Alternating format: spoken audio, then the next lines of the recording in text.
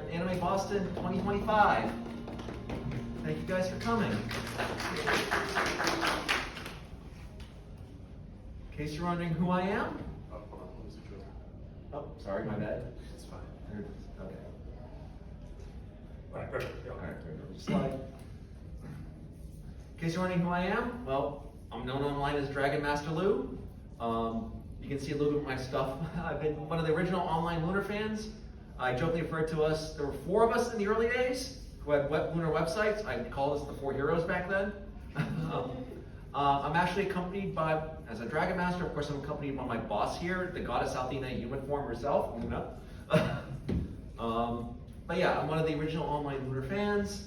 You can see links to my websites. They've been up since '95. They look like they've been up since '95. I need to update them. They have been changed. On the sites, if people are curious, I'll put my PDF in these slides. And then I also wrote some of the earliest Lunar facts from the Sega CD games, which are on GameFAQs now. GameFAQs.com. I didn't upload them, someone did, but they're there. So, Luna, would you like to introduce yourself? Hello, I am Luna, but I was once known as the goddess Athena. For real. My handle is on Instagram. My RPG is better than yours cosplay. I have gonna do a little session later on my cosplay because I am the record holder for the most prolific Lunar cosplayer, as far as I can tell. I've made 11 Lunar cosplays and counting.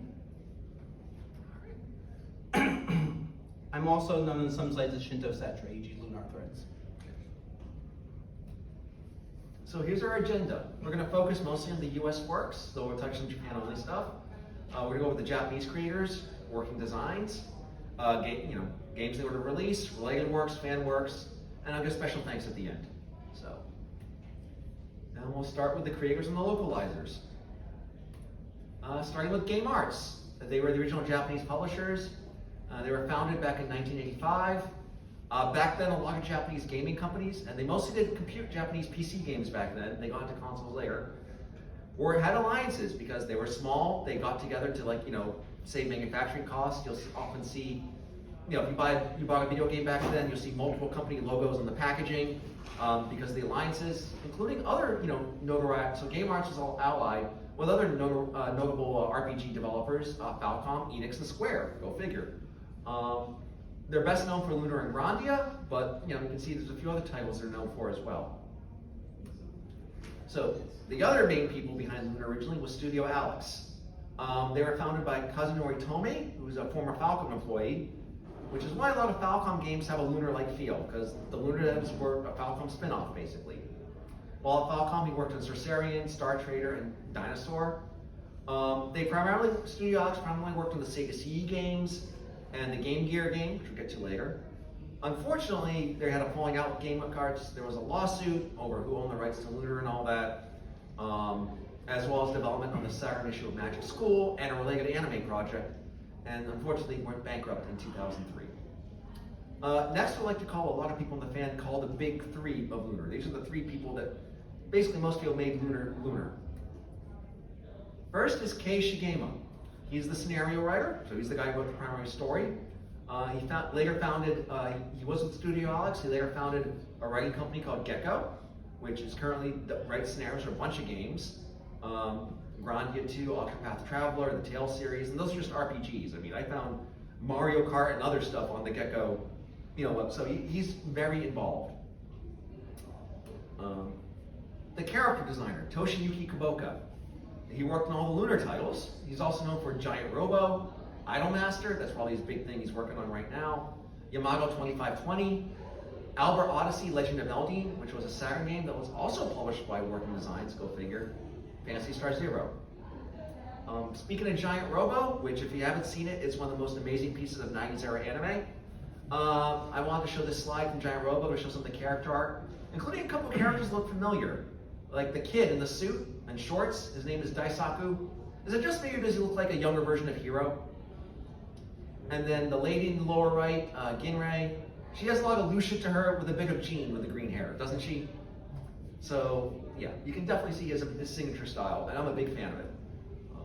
And then the last of the big 3, and yes, that's me with him, is Noriyuki Iwadare. He's the composer.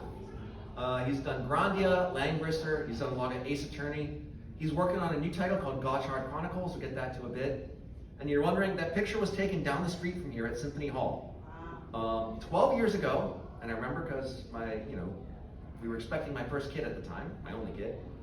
He was a guest conductor of VGO, Video Game Orchestra, at a concert they had at Symphony Hall. And that's where I got to meet him in person. There he is, he autographed my Lunar soundtrack CD, etc. And I found this, with the help of people on the Lunar Discord, old article from Beat Mega Drive magazine with quotes from the original developers.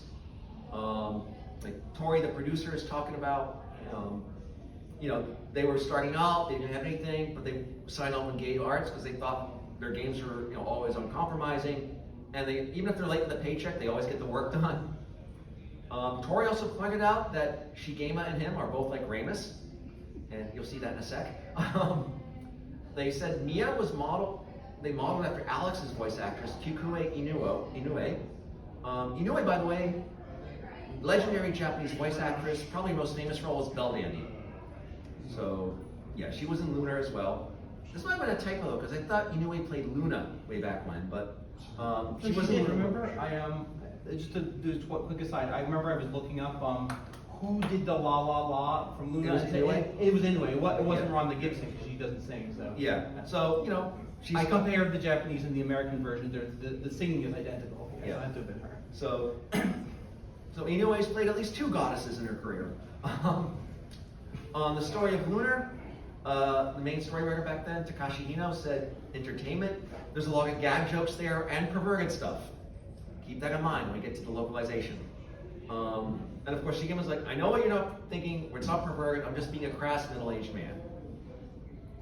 And here's the original Japanese staff way back when. Shigema is the middle bottom row, and yeah, he does kind of look like Ramus, doesn't he? Wouldn't you agree, Ramus? Now we're on to Working Designs, the companies that brought it over here. They were originally, believe it or not, which is why they kind of have a weird name if you think about it for a game company, a logistics software company. They did, trucking software, shipping software, things like that. Founded by programmer Todd Mark and venture capitalist Sylvia Schmidt in '86. Sadly, Mark passed away, and then Victor Ireland was brought on to finish this project, and replaced him as company president. And he transitioned the company to doing video game localizations. And despite the heat they've gotten, keep in mind in the 90s, they were the only company that cared about doing quality localizations and quality voice work on top of that. I used to joke some of the translations of games back then were done by 2 Japanese guys, a Japanese-English dictionary, and a pot of coffee. If you're lucky, you got something that was at least the spelling and grammar was right, but it was incredibly dry. Working Designs, they went with a technique where they outsourced the main translation to a translation company. They exist, but then they would use that translation as a guide to rewrite the story in more fluid English while keeping the feel.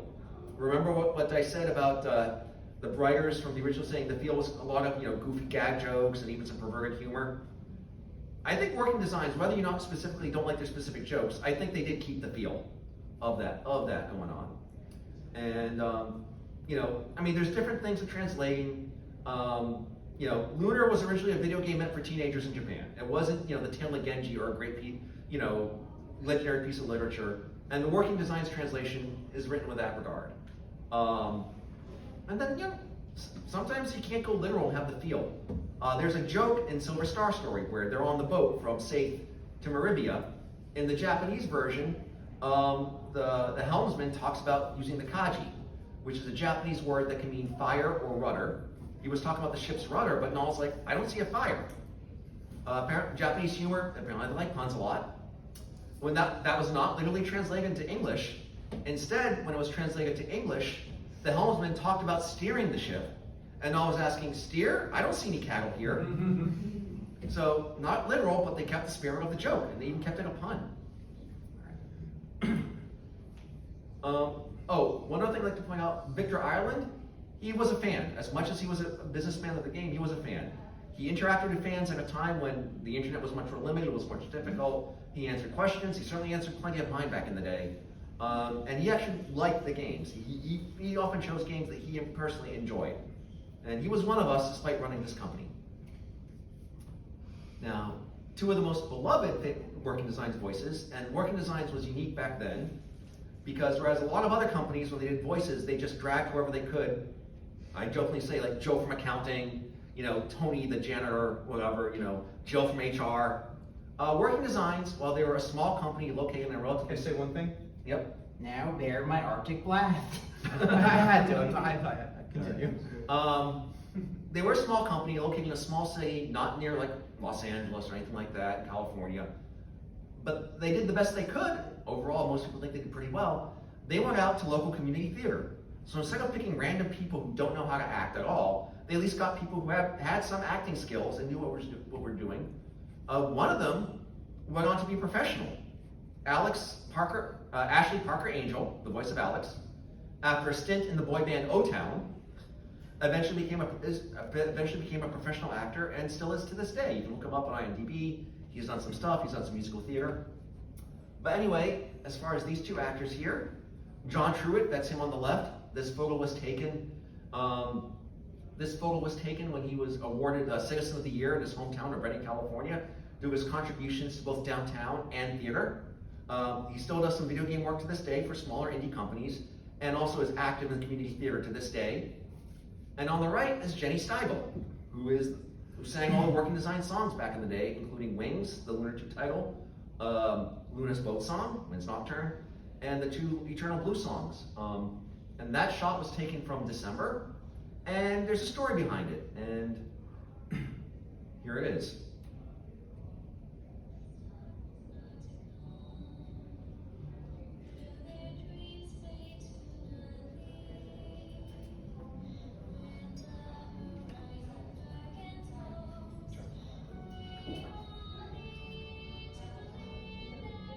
It might be going through the other stairs.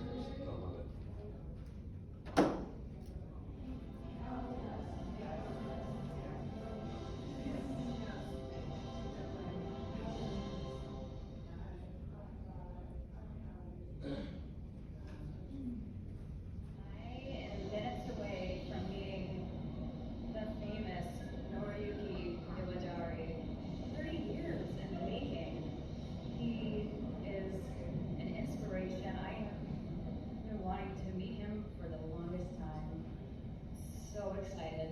Can't wait for him to arrive. Come on, Mr. Iwadari.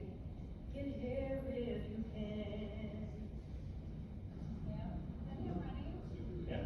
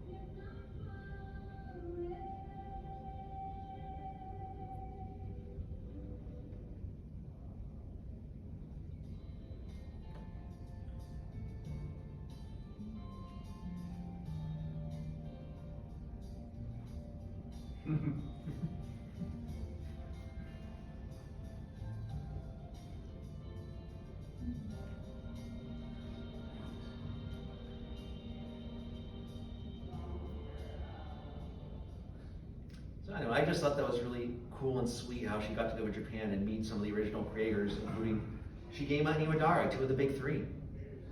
So, and there's some more shots of that meeting. The top right, you can see her walking with Shigema. And then lower right, she's signing Luna on the Boat autographs in Japan. So she's apparently earned a bit of reputation in Japan as well. Apparently, Luna's Boat Song became a meme known as She's Song out there. So let's start with the games. Sega CD titles, where it all began. So this is when I got into. So we're gonna go a little bit how I got into Lunar fandom in this, but probably other people may have similar stories.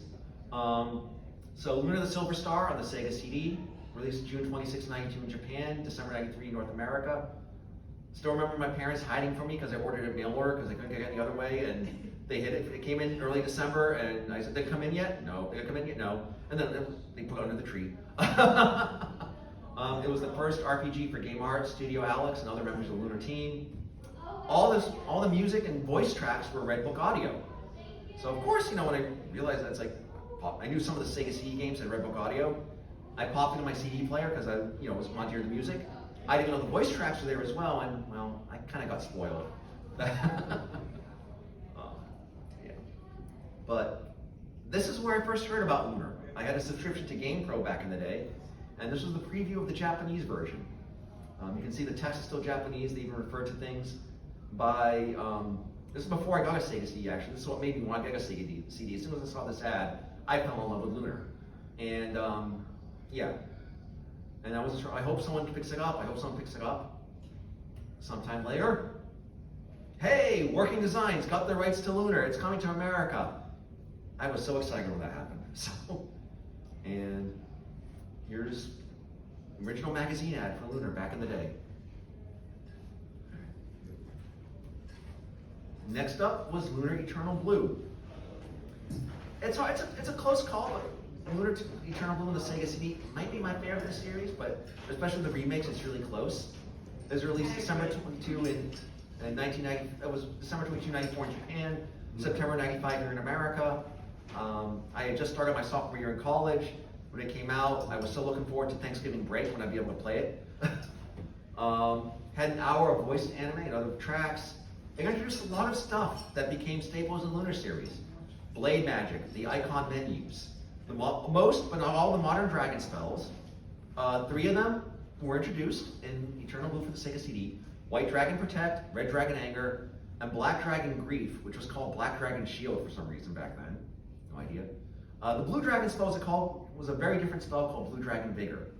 That would later become Blue Dragon Healing, which is full heal and cure all. Blue Dragon Vigor was kind of weird in that at first it didn't look like anything, but that's because you cast it one round, and then the next round it triples the number of attacks your character does.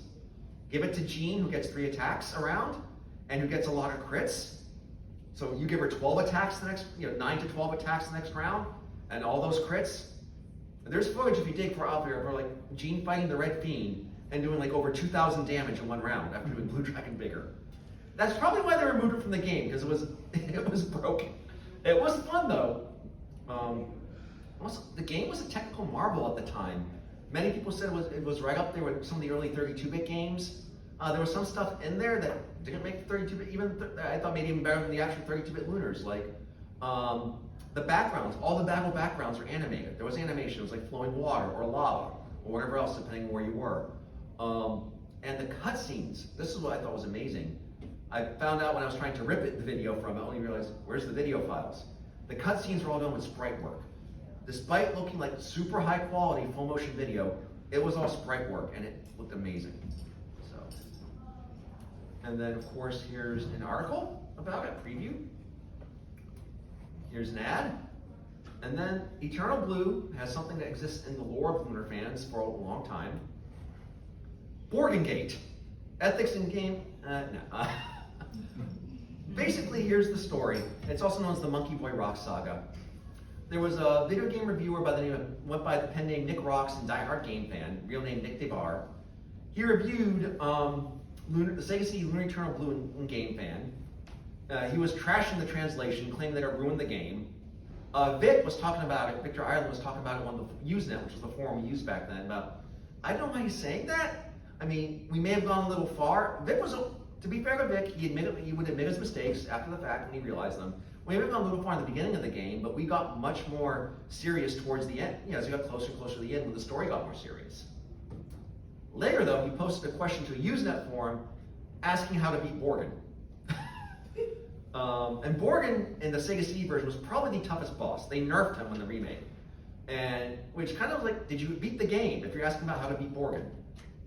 In case you're wondering, I'm not going to detail Nick DeBar unfortunately got into some legal trouble last year. I'm not going to go into what it was, but in case you're wondering what happened to him, I did look him up.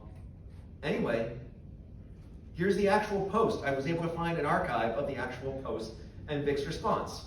Nick, how does one beat Borgen in Neobane? Vic, Funny, I thought you'd at least have the courtesy to finish Lunar Eternal Blue before you wrote your slam review of it in Game Fan. I'm actually grateful Borgen is kicking your ass. Someone needed to. It gets funnier. This is December 95. As I mentioned, I had a subscription to GamePro at the time.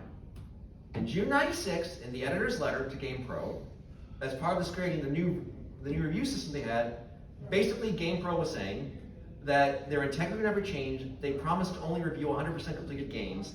Not every magazine can say that, which makes me think they knew about the diehard Nick Ross thing.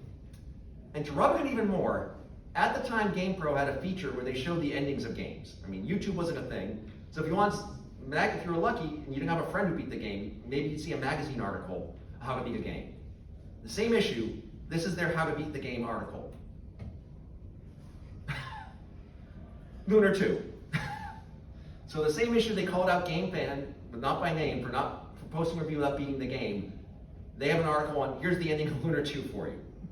So, all right, on to the 32-bit era, though not all the games are 32-bit, and you'll see why. Lunar Walking School for the Sega Game Gear. Released in 96 in Japan, never released in America. It's a side story. It centers around Ellie, Lena, Wing, and Senia, and there's magic studies in the floating island of Len. And in 2009, there was a fan translation made, and it was later remade for the Saturn as Magic School Lunar. And speaking of which, Lunar Silver Star Story, where probably many of you got into it, came out for the Saturn first in Japan. In October 96, there was an MPEG version, which had higher quality FMV, and a few other additions that made the PlayStation version in July 97. It was the first remake of Lunar, with major changes. Lunar journeyed to the mainland with Alex, whereas she stayed behind and safe in the Sega CD version. Galleon's motivation changed somewhat, and we met Zenobia's sisters, Royce and Facia. Unfortunately, they had to redo the music, although Iwadare being Iwadare, the soundtrack is still amazing, due to rights issues that they couldn't use the Sega CD original music. And they're defunct now, but the animation was done by the anime studio Gonzo. So they use actual full motion video, which the Saturn could play with a little difficulty without the MPEG card. The PlayStation 1 did have hardware support, so it could do a better job than the stock Saturn. The Saturn video was not full screen because it didn't have the hardware without the MPEG card to do full screen video, whereas the PlayStation did. And all new voice cast. Lunar, apparently, even in Japan, had trouble keeping the same voice cast. So they had an all new voice cast, in the Japanese version, for both Japanese versions. So the next Lunar game that came out was Magic School Lunar, the Saturn version of the Game Gear game, released in 97 in Japan. There is a fan translation that people are still working on for it. The Lunar Blue Star Discord is where you can find the latest news. The people working the translation hang out there. Like I said, Luna here is the admin of that Discord. Yes. Yeah. And there was also, and you can find it on YouTube, a 10-minute anime short based around the game. I think I got a VHS of it years ago, but it's also on YouTube. So yeah, look for like Magic School Lunar anime and you'll find it. It involves a baby blue dragon flying cat. So It's pretty funny. I've seen it. It's kind of like a silly gag anime. But yeah, if you like Lunar, check it out. Yeah. And now we're on to probably where most of the people in the room first introduced Lunar, the PlayStation version. Came out May 98 in Japan, May 99 in the US. It was based on the Saturn MPEG version. And Working Designs was able to keep the existing voice actors. So Japan had to change actors, America was able to keep the same ones, while adding new actors for the new characters that got voices. It was Working Design's biggest hit, and it was the top-selling PlayStation 1 game the month it was released. In fact, it did so well that Working Designs was able to upgrade to a nicer office and paid for Victor Ireland's house that he still lives in to this day. So, next to come out, Lunar 2, Eternal Blue for the Saturn, December 23, 98. Unlike Silver Star Story, its plot was mostly identical with the Sega CD version. They fleshed out a few other things, rearranged some of the cutscenes, but pretty much was all the same. The actual developer was a different developer, so some things were slightly different than Silver Star Story. Game Arts, did have smaller studios develop its titles, and this is no exception. Animation was also done by Gonzo. Unfortunately, though, I still think for the most part it looked great. it was kind of a gonzo B team that did it. So there's a few like off-model bits and stuff that just look a little off. But overall, I think they still did a really good job, even if there's a few bits that look kind of wonky. And then Lunar Eternal Blue Complete for the PlayStation on the PlayStation. May '99 in Japan, December 2000 North America. As I mentioned earlier, Morgan was nerfed. Working Designs was able to recycle, for better or for worse, a lot of their original Sega CD script because the game was so similar. But there was one big mistake I noticed that slipped through the cracks. There were these puzzles in the White Dragon Cave in the Sega CD version involving these treasure chests, which were not in the PlayStation or Saturn remakes. And Working Design somehow forgot to remove that from their new translation, or they copy paste the existing stuff. So I was like, if you ever played the game or wonder, like in the White Dragon Cave, it's like, what magic chests are they talking about? That was because it was only in the Sega CD game. And the guy behind it, Zach Mestron, he was a writer for Working Designs at the time who worked on the game. It was his responsibility. He also was the author for the hint books, the hint books. He would later admit he took responsibility. He was like, my bad. I should have caught that. I didn't caught that. So he did take responsibility for that mistake. There were some changes they made that I didn't like, other than a couple of my favorite cutscenes being missing. Mostly it was music related. In the Sega CD version, both the Magic Tester, just before you meet Lamina, the Magic Tester, like giant robot drummer toy thing, and Zophar's first form had their own special boss music. You know, you had special boss music for the Magic Tester, and Zophar's first form had its own unique, kind of creepy as appropriate to Zophar boss music. Whereas in the remake, for whatever reason, they went with the standard boss music. Also, Zophar's final form went with the Omni Zophar theme in the Sega CD version. Again, in the remake, they went back to the standard boss music, for whatever reason. And I kind of missed the special music they used in the Sega CD version. But otherwise, I'm a big fan of it. It came out really well. Anyone who says I'm angry at them, like them making Post Sword cost 2 more MP, it's a lie. No, but the new millennium. Lunar Legend on the Game Boy Advance. First North American release not published by Working Designs, but it's indirectly why the Working Designs scripts continue to be used in later releases. Story behind that was the translation team used a lot of Working Designs as names without realizing that Game Arts never got the rights to it. And they were just about ready to ship. It was too late to change anything. They were screwed. And they basically made a last-minute deal with Working Designs to buy the text script. They only applied to the text, not to the voices, which is one of the reasons why we don't get, in the later remakes, we don't get the Working Design voices. But we do get scripts based on the Working Design scripts. And there are also a few changes relative to the earlier games. You know, the Pirate Captain boss, the first boss in Saith, Naga Sea Slime, a couple things like that. This game never happened. It's a myth, it's a fever dream, it never really happened. The DS is a lie. If it actually did happen in my fever dream, apparently I dreamt that it came out in my nightmare, August 2005 in Japan, September 2005 in America, February 2006 in Europe. Also, there were a bunch of issues. It was a whole mess of issues. Kaiser, who's one of the people I give thanks to because he's involved with translations and stuff, he was actually contacted, and a few other Lunar fans online were contacted when they were making this game, and there's some stories as to what went wrong. If you want to know more details, there is, on the Let's Play archive, there's a Let's Play of Dragon Song, and some of the special bonus content is, discussion with, I don't think they were married, but with Kaiser's wife, now wife, who was also involved at the time, about just some of the stuff that went wrong with Dragon Song. About the only good thing about it, I can say, even though the music wasn't Kaboka, the music was pretty good. I mean, not the music was not Iwadare. Kaboka did do some of the illustrations, but Kaboka really was the only member of the big three, as we put it, involved with this game. And that's probably one of the big reasons why it fell flat. Back to something more faithful, Lunar Silver Star Harmony for the PSP. November 2009 Japan, March 2010 in North America, October 2010 PAL regions. Published by XE Games. They use mostly the Working Design scripts with some changes. They also retranslated the songs, which for the most part didn't go well because they used a more literal translation, which just didn't flow as nicely as the Working Designs one. All new voice cast except for Jenny Steigel. They brought Jenny Steigel back to sing the songs, even with a new translation.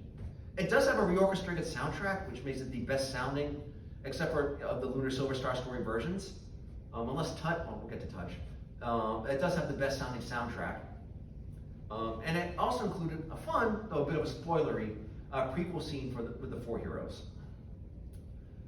Also, despite going for a literal translation, a lot of the people complain about the most infamous one being the Bill Clinton joke, which was only in the Sega CD Eternal Blue. It was removed later, but the pop culture references, and people complained about it. And yeah, XT took some out, but they put their own back in. There was a reference, if I remember correctly, it was when they were sleeping in the forest just before the Prairie Tribe village of Pow, where Null wakes up from a dream. He was talking about the damn duck. The duck in this case being the duck in Castlevania 2. There's a puzzle involving a duck in Castlevania 2 if you never played it. The old NES game. So it's like, you took out a pop culture reference and replaced it with one that's even arguably older than the one you took out. All right. And again, translating the songs, I happen to be bilingual. I speak Portuguese and English. I grew up in a Portuguese household. Grandia 2, the songs in that game were in Portuguese, and for fun, I tried translating them to English. And when I did it, and I'm just an amateur, not a pro, it's really hard to translate songs from one language to another and keep it singable. And if you keep it literal, you really have to kind of jam it in there, square peg, round hole, to keep it literal, to keep it singable with a little translation. Which is why I think the less literal, but still in the same spirit, Working Designs translations of the songs worked out so well. Lunar Silver Star Story Touch, published by Somaga. They were released September 20 for iOS, January 26, 2024 for Android. It was based on the PlayStation 1 version. Does use, as of right now, I don't know if they're going to change that, or give an option, the Silver Star Harmony voices. There are mods, courtesy of my friend here, if you want to use it with the WD voices. And there's a lot of options in it to get the experience you want, which soundtrack, etc., even outside the mods. One asterisk, the mod only works on a Mac, so it does not work on other Android or other Apple devices. But if you have a Mac, it is fully functional. I played through it in its entirety. To be clear, it has to be a recent enough Mac that has an ARM chip. Yeah, no Intel. Don't even get me started in PowerPC era. Then finally, we get to the remastered collection released this past April. It's the first time we got Lunar Eternal Blue along with Silver Star in a remake based on the PlayStation 1 releases. Even the music, which I was slightly, they spiffed up the music a bit, but it's still primarily the same music. I was hoping at least in Silver Star Story they would use the Harmony soundtrack and maybe use something closer to the Saturn, which sounded a little better soundtrack, but it still sounds really good. They use the Working Design scripts. I'd say it's probably 95 to 99% identical. A few minor changes, jokes that would not go over as well. Some of the more blatant pop culture jokes, but they kept some in. Which, to be fair, the ones they kept in are actually kind of my favorite ones. I mean, I don't want to judge if you like pop culture jokes, but the ones they kept in tend to be ones that are a bit more subtle and that, okay, yeah, I know that's from that movie, but it's also something someone could say in that world. Most classic example, which you find all over the place, is anyone referring to a place as a wretched hive of scum and villainy. Mm-hmm. Everyone knows where that came from, but it's something almost any character in any world could say about a sleazy bar. So it's, all right, you saw, yeah, cute, but that is literally a sleazy bar. I could see myself saying that walking by a sleazy bar, even if I never saw Star Wars. The one I do remember that he kept in as well was from The Fugitive, where Leo, while searching for Lucia, and Hero was like, I was searching for every outhouse, barn house, hen house, yada, yada, yada. And again, that's another good one, because it's like, if you saw the movie, you know the lines from the movie, but if you didn't, okay, you have this guy who's just a really dogged, law enforcement, whoever, trying to find these fugitives. So yeah, again, an all-new voice cast was brought in. By the way, Anjali Kanapaneni, who played Jessica, as well as Lemia and Zenobia in the remaster, she's actually a guest here at Anime Boston this year. You can meet her in the autograph room and get her autograph. Actually, we'll see if she makes it. I invited her to the panel. I work autographs, so I was able to talk to her a bit. Unfortunately, she said she didn't sleep well last night because she got in late, so she might go to bed early. But we'll see. If we're lucky, we'll get a visit from her. If not, I understand because she's got a busy day as a guest, plus came in late. So, how did the game do? Quite well. As any of us who tried to buy a physical release the day of probably know. And here's Kei Shigima's own social media post where it was the #1 game on Amazon in North America when it came out. It literally sold out. Physical copies across all platforms sold out in like what, 6 to 8 hours, I guess, to release, something like that. Sounds about right. Yeah.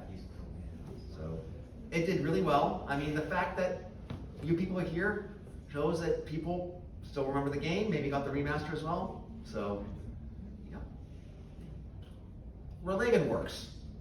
There's plenty of other works outside of games, and that anime I told you about. There was manga. 5 titles. Kaiser did the translations. They're available on lunarnet.com. The 2 best known ones are Lunar Tales of the Vain Airship by Akari Funado. It focuses on Galleon's backstory, including how he met dying. And Lunar Childhood's End, also by Funado, which followed about a girl named Alice 3 years after the end of Eternal Blue, when she goes on an adventure with the Eternal Blue cast. There are also 9 novels. Again, Kaiser was also, she was busy, she was busy translating all these. On LunarNet, Kei Shigema wrote the Silver Star Story novels. Hirome Hosoe wrote the Eternal Blue novels. Akari Funado came back to illustrate them.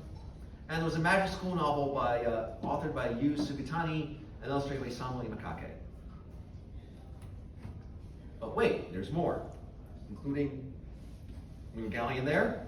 But there were art books, there were soundtracks, 7 based on the games, 14 original, including drama CDs. And there was even Japanese Windows applications. You can desktop themes and custom mouse cursors. They still work on Windows 11, by the way. I've tried. I own the pirated copy. I mean, it's been out of print it was so rare. It cost over $500. Yeah.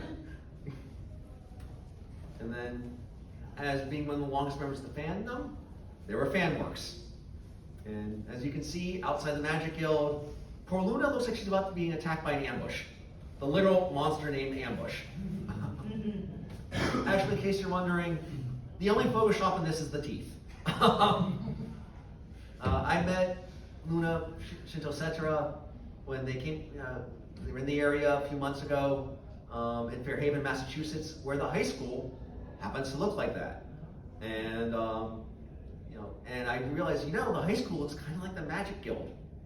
So, and we were across the street from the high school at the time, so we went over there and took a bunch of shots, and it worked out really well because it's like Luna at the Magic Guild right there. And then, you came up with the idea of putting teeth on the ambush, I think. Yeah, I did that in Clip Studio Paint, I believe. So there are fan translations and patches out there. There's the Sega CD Unworked patch, which is a play on working designs. What that patch did was it didn't affect the translation, other than using uppercase and lowercase font. Also removed some of the censorship, which, to be fair, wasn't Working Designs' fault. Sega of America mandated it. Also restored the difficulty level, because Working Designs, and they weren't alone. Other companies did back then because of rentals and really linear return companies would often make, Konami, Sega, they did it as well, would make games more difficult. And in Japan, it was less of a problem because in Japan, renting was illegal. So the Japanese companies, they weren't worried about a guy, renting a game over a weekend and beating it and returning it and losing a sale, whereas it was a bigger problem in the US. There was also, there was the Silver Star Story Complete Touch reworked, which puts the Working Design voices back in. Going back to the Sega CD Unworked, one feature that was removed was the spend your Magic Experience points to save. That was removed in the Unworked patch. And Vic Ireland himself later went on to say that was a mistake. But he said the reason behind it, he said he was a fan of PC adventure games.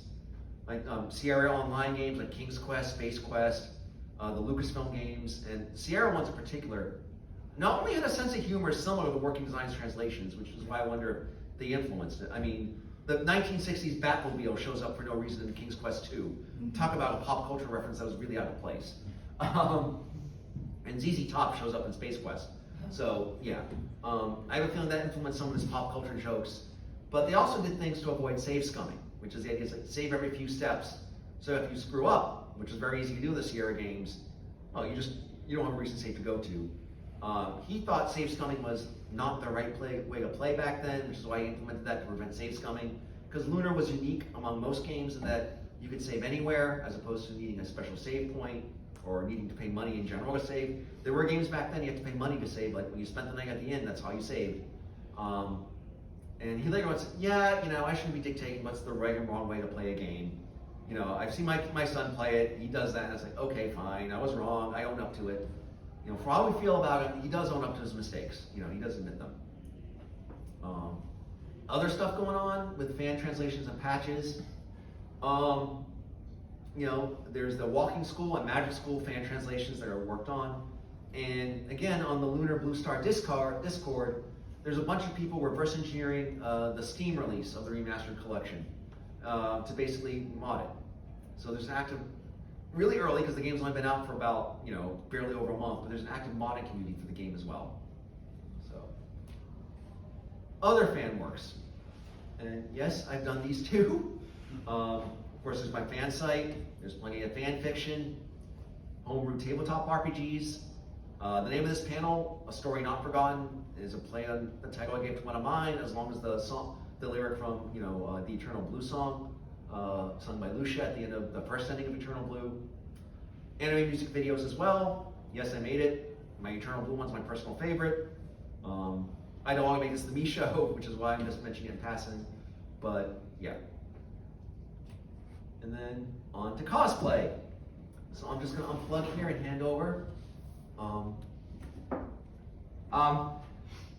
11 Lunar cosplays and counting. Or how I broke a world record that not even Guinness will care about. But yes, I am the most prolific Lunar cosplayer ever. If you know someone who's made 12, by all means, send them my way. And these are all my socials if you want to follow me. Every cosplay you see here is 50 to 90% made by me. I am mainly a seamstress and EVA foamsmith. All credits are for a person's Instagram handle, unless otherwise specified. Most unmarked photos are taken by anonymous family members. They wish to remain anonymous, so it's not like I'm denying credit. It's like some people just don't want to be credited. All right. Galleon. Time to die. I'm gonna just do a little imitation of all of them. I know I'm dressed up as Luna, but I've cosplayed so many of them.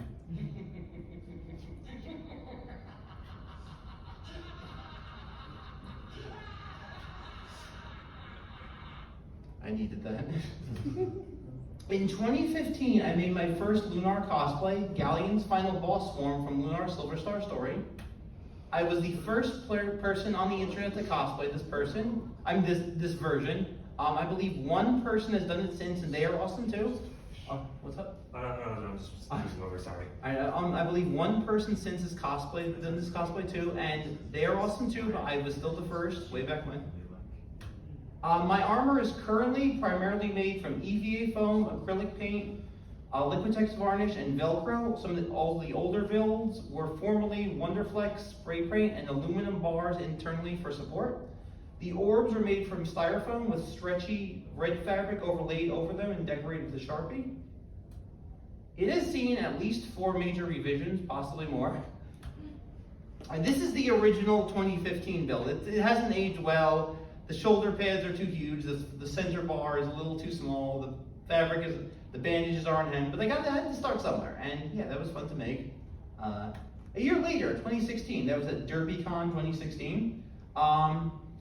That was like, there's a PS2 Slim, this is the Galleon Armor Slim. But yeah, no, it's a lot slimmer. It still had some issues. There's some patches if you look closely, but this is where it's starting to come together. This was a Castle Point AnimeCon 2018. Yeah, it's a lot smoother, a lot just a little more refined. The pauldrons still don't face the proper angle properly, but looks a lot more professional. 2023 at CT GamerCon 2023, that was what I thought at the time the perfected version, but old wear and tear just made me rebuild it all over again. And finally, 2025. This was taken at Castle Point Anime Convention 2025. Yeah, and this is like so far the ultimate version. It's a lot more flexible too. Being made out of EVA foam instead of Wonderflex is a lot easier to wear it. But wait, there's more. I have made 6 versions of Galleon. The only one I haven't made is the Sega CD only demon form. 1 second. You gotta have Galleon up here to cheer on Galleon. And there's that version. I need to wear that version again. I only wore it once. It's still in good condition. I just haven't worn it for it. This version I will be tomorrow, the Sender version, the puppet first. And finally, the casual Galleon. I wear that at some point in the summer, I'm sure. All right, Goddess Althena. You shouldn't have interfered. Haven't you figured it out? There's no way you can stop this.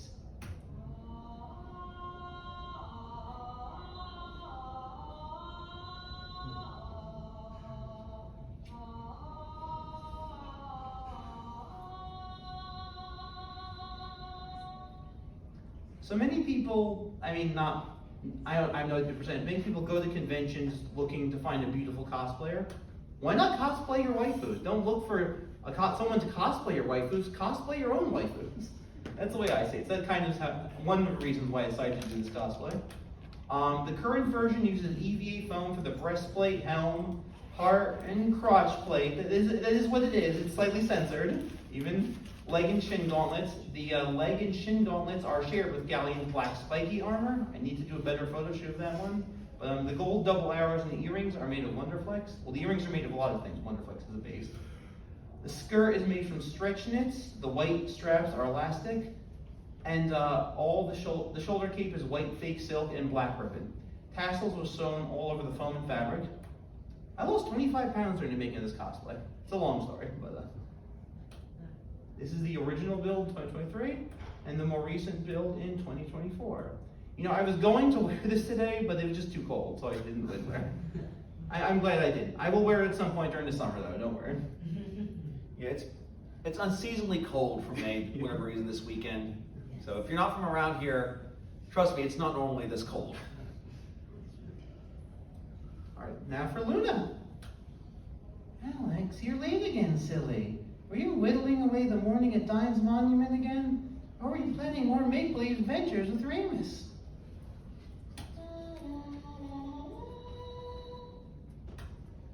Show with Galleon, if I do one version of a character, I gotta cosplay them all. I wore Dark Goddess Althena to a cosplay karaoke event and sang Luna's boat song. It was fun, but I couldn't get over that I was the wrong Luna for this version of the song. The dress was made from stretch knits. Actually, that's right, I'm wearing this, I can demonstrate. Stretch knits all over the top. Let me get this. Mott synthetic fabric and seatbelt trim for the skirt, and faux fur all over. The hair wraps and the back apron, this always gets lost, so I have to show the back apron. Can you see that? 1 second. Okay, there we go. The back apron. It always gets lost in photos, so I want to make sure people see that. The hair wraps and back apron were sewn from cotton as a base, with ribbon and black nylon cut into triangles. And yeah, there's some Luna photos. And Dragon Master Lou took that one.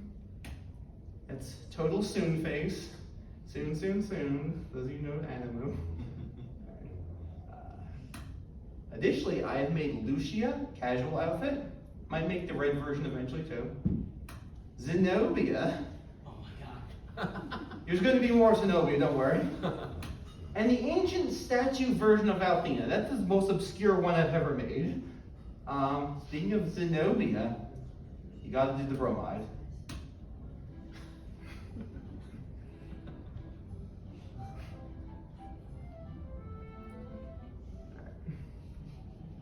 I even have the pose with the red. That was I mean, even imitate up to the pose her hands in when she holds a wine glass.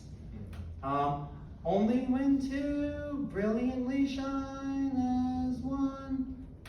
One of the best things about cosplaying obscure characters like those in Lunar is how the community is so tight-knit and appreciates seeing their beloved characters brought to life. It's even better when we do it as a group. I am gallying all the following photos. I just want to say some of them go back several years, some of them are more recent, some of them are very recent, but these are some of the best moments of my life. I'm not gonna lie. So I'm just gonna do like a few slides, a couple seconds each, so you can just take in all the grandeur of Lunar. All the Instagram credits are there.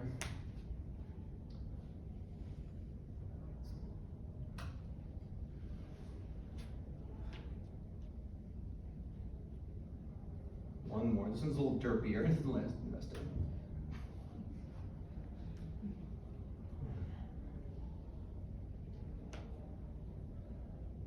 But if you can't find Lunar cosplayers for a shoot, you can always use a green screen to double yourself. That is two of me, literally two of me, Galleon and Althena doing that pose from when she first wears the Dark Goddess outfit to the best of my ability. Thanks for watching, and stay tuned for a Lunar cosplay photo shoot. We have me and Ramus at least.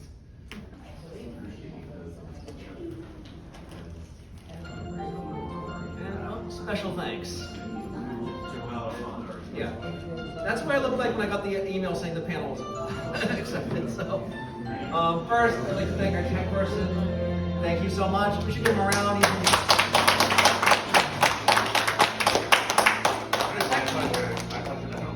The tech people make us panelists and guests, and they're the ones that make us look good out here. I believe so. I've worked the con for years, and I've worked with tech people. You guys are all amazing, so thank you. Kaiser. Gave a lot of information about translations and the original. Even down to saying the poop joke was in the original game in Japan. Of course, Shinto, my RPG is better than yours. The Lunar Blue Scar Discord, where I was discussing things with them. Of course, Timmy Penn is there on there. Thank you so much. Ramus today. That's the same Discord if you want info on the band translation. You can get info there for us next school. Of course, lunarnet.com. Anime Boston for allowing me to have this panel. I'm on staff, but just because I'm on staff, that doesn't mean I'm guaranteed a panel. They want to make sure it's legit, so thank you so much. And of course, everyone involved in the creation, localization, translation, everyone. I mean, they all work together and make the game amazing. Oh, and thank you to Galleon.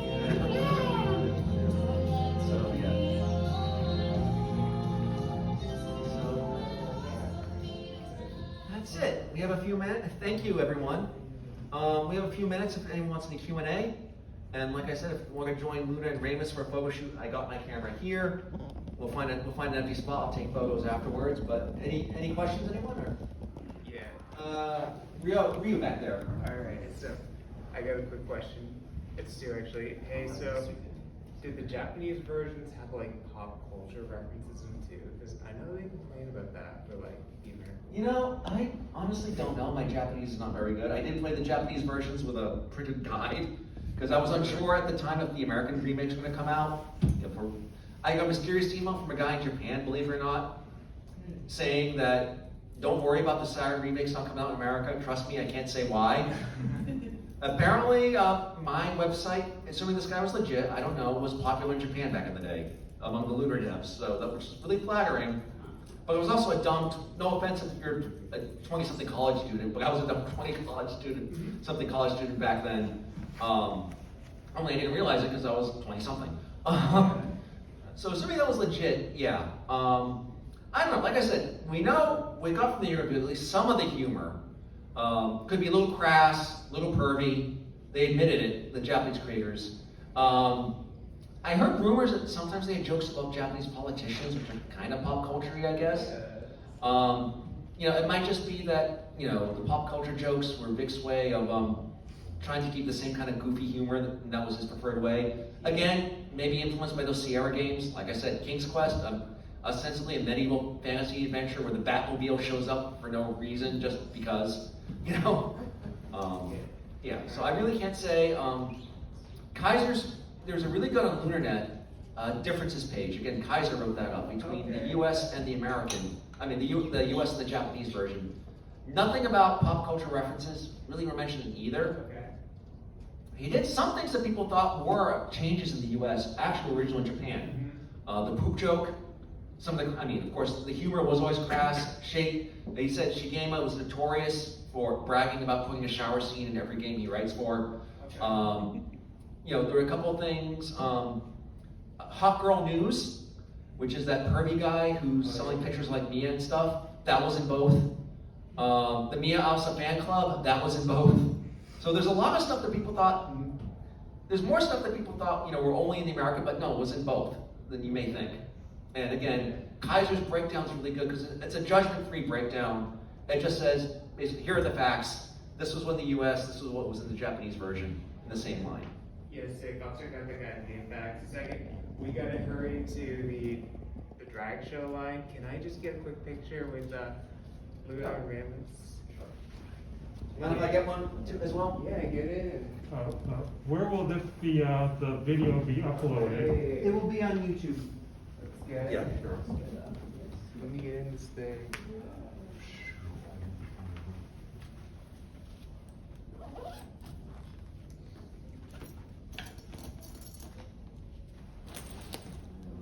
Am I looking good, Steven?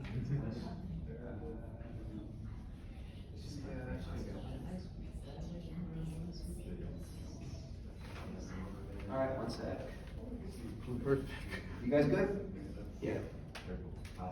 Thank you. All right, sick. Nice to meet you. We gotta get to the Thank you. Which YouTube? Okay, I have one more question. How much progress do you know has been made on that fan translation for the Magic School? It's been, I don't know her personally, but I know the lead translator. It's been fully translated. It's basically just in testing and like debugging, all that stuff now. I'm the project coordinator, I'm sorry. Yeah, but the game has been translated. It's just a question of playing through it, making sure there are no issues. She posts regular updates in the Discord. I can give you an invite if you'd like. Oh yeah, that would be cool. Let me Let's just, we still got like another minute, so we'll wrap it up. Oh wait, you're gonna get to that thing too, right? Yeah. All right, why don't you help them out and then I'll answer other questions. Why don't we kill the video? Yeah.